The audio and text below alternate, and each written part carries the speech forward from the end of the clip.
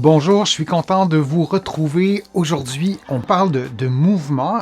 Vous le savez, les conseils que je vous donne ne remplacent pas les conseils d'un professionnel de la santé. Je vous invite à en consulter un ou une. Vous allez trouver beaucoup d'informations, beaucoup d'exercices que je vous présente aujourd'hui dans mon livre Plus jamais malade, mon approche globale pour un corps en santé, et on va aussi faire des allusions à mon roman Corps étranger, publié aux éditions Stanké. J'ai peur de tomber depuis que mes mouvements sont moins stables. Qu'est-ce que je peux faire pour améliorer la situation dans un contexte d'avancée en âge?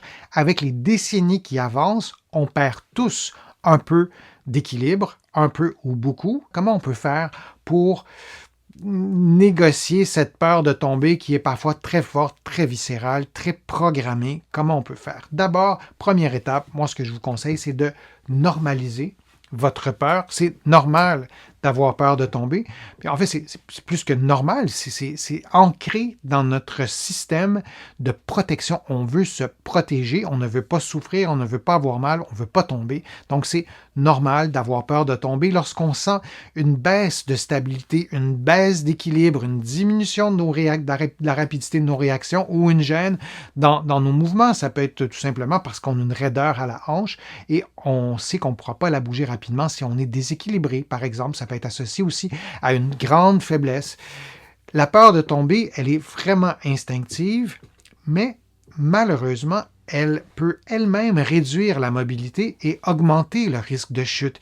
Si je suis dans une situation où je perds l'équilibre et j'ai peur de tomber, je peux faire en sorte que mon corps va se rigidifier par la peur, et le fait d'être rigide, ça sera peut-être contre-productif et je risque peut-être encore plus de tomber. Donc, ça crée une spirale négative. Je deviens plus rigide, j'ai moins d'équilibre, j'ai peur de tomber et la boucle se nourrit elle-même. Qu'est-ce qu'on peut faire?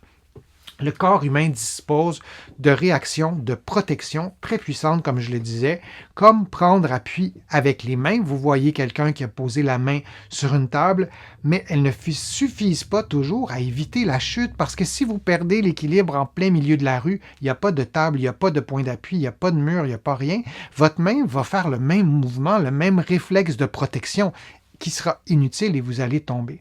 Donc, ces réactions de protection, elles sont indispensables pour garantir notre sécurité, mais ce qu'on veut stimuler pour réduire, pour court-circuiter la peur de tomber, ce sont nos réactions d'équilibre, pas nos réactions de protection. Alors comment on peut se libérer ou atténuer la peur de tomber? On mise sur les réactions d'équilibre, plus subtiles, plus anticipatrices et qui permettent d'ajuster notre posture en continu pour prévenir la perte d'équilibre.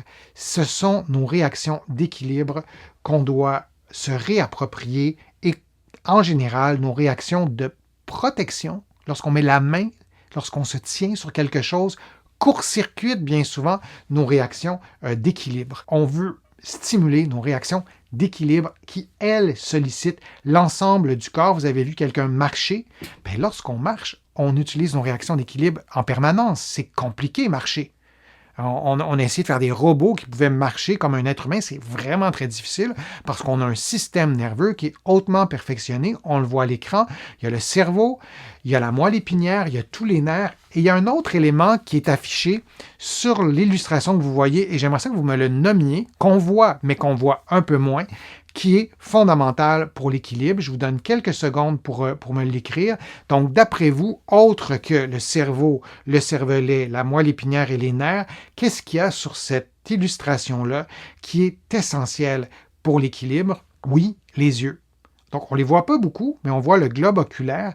Les yeux, ils sont essentiels aussi pour la correction de l'équilibre.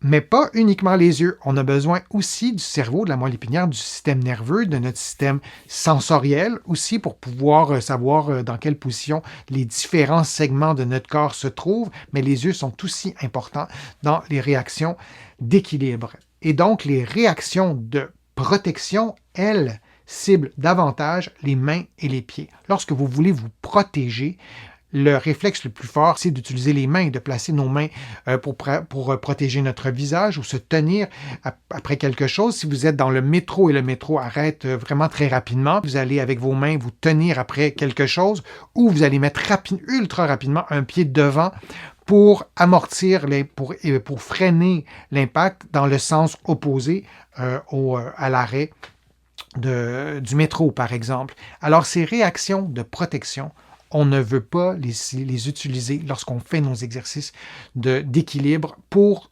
diminuer cette peur de tomber. On veut faire des exercices donc d'équilibre.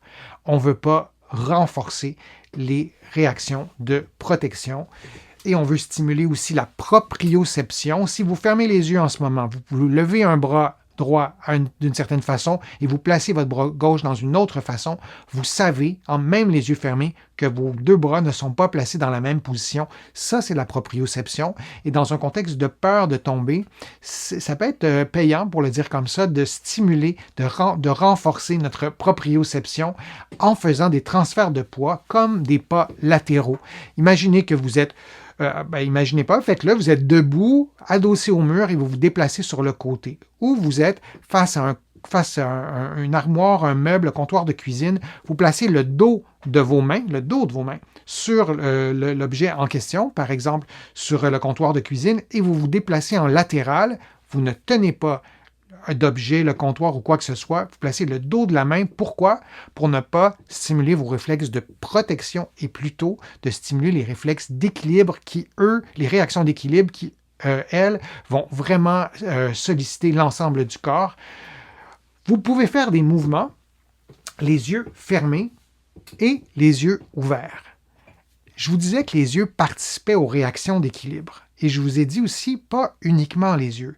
Et si vous faites tous vos exercices d'équilibre les yeux ouverts, vous construisez ces réactions d'équilibre beaucoup à l'aide des yeux. Ça peut être intéressant de stimuler le mot qui est écrit en haut, votre proprioception, donc la capacité de votre corps à connaître la position des différents segments de votre corps. Et ça, vous n'avez pas besoin de vos yeux, ça se passe dans vos articulations.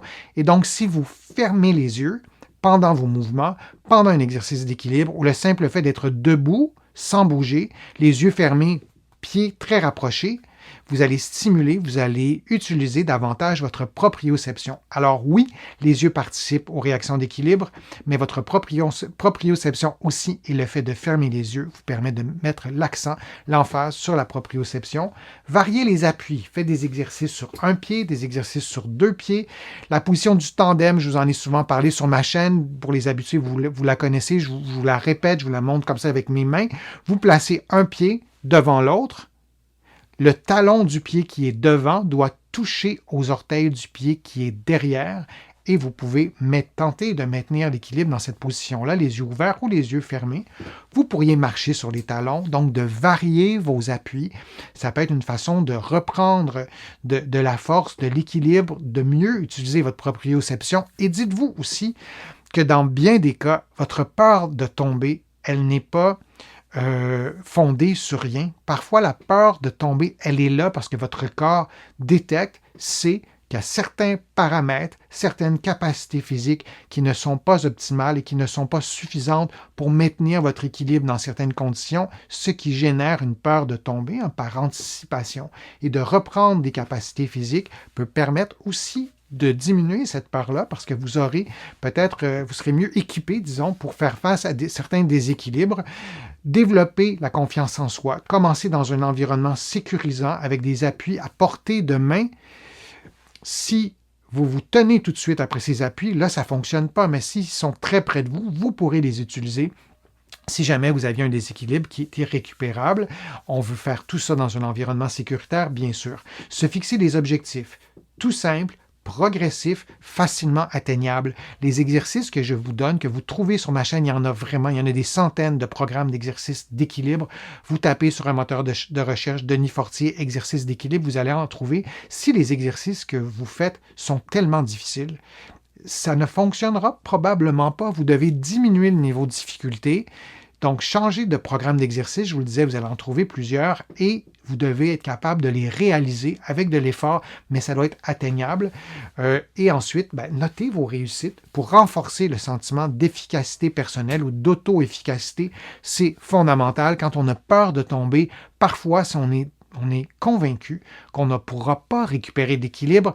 Dans presque tous les contextes, en faisant les bonnes choses au bon moment, on arrive à augmenter nos réactions d'équilibre et parfois de les augmenter suffisamment pour se débarrasser de cette peur de tomber. Ça, c'est important. Je vous montre un exercice d'un niveau de difficulté un peu plus élevé, mais je veux aussi vous montrer des exercices comme ça parce qu'on veut miser sur vos réactions d'équilibre. Donc, vous tenez un bâton et vous levez votre genou jusqu'à ce que le genou touche au bâton. Le bâton pourrait être levé moins haut, ça serait plus facile.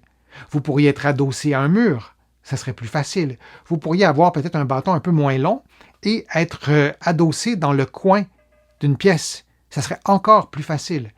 Et donc, vous pourriez être pieds nus comme ce que vous voyez à l'écran ou vous pourriez être chaussé. Vous pourriez modifier certains paramètres pour faciliter les choses. Vous pourriez avoir les yeux fermés, les yeux ouverts. Alors, c'est d'autres façons de modifier, d'adapter un exercice d'équilibre. Et quand on a peur de tomber, ça vaut la peine de vraiment récupérer un maximum de capacité physique et de ne pas se limiter aux 2-3 exercices trop faciles parfois pour nous. On veut augmenter, si on peut, stimuler des capacités physiques. Alors oui, il y a des choses à faire dans un contexte de peur de tomber. Vous allez trouver sur ma chaîne plusieurs exercices, plusieurs vidéos aussi sur la peur de tomber, sur l'équilibre, sur le risque de chute. Je vous invite à les regarder. Je vous remercie de votre participation. Je vous remercie de vos questions. Je les lis toutes. J'y réponds en direct. J'y réponds en rediffusion dans d'autres vidéos. Vous allez trouver beaucoup d'informations sur mon site web, le www.denisfortier.ca. Vous pouvez vous abonner aussi gratuitement à l'infolettre et vous allez trouver beaucoup d'informations dans mes livres. Mon livre Plus jamais malade, mais il y en a d'autres sur les douleurs au dos, sur le vieillissement, sur la marche, sur la respiration. Plusieurs d'entre vous, vous les connaissez déjà et je vous remercie aussi beaucoup pour vos contributions. Vous le savez, sans elles, je ne pourrais vous produire autant de nouveaux contenus. Vous pouvez contribuer en cliquant sur le petit cœur ou aller sur mon site web. Il y a d'autres façons aussi de contribuer autres que financières. Je suis Denis Fortier. Je vous remercie beaucoup. Je vous dis à une prochaine fois, à une prochaine vidéo. À bientôt.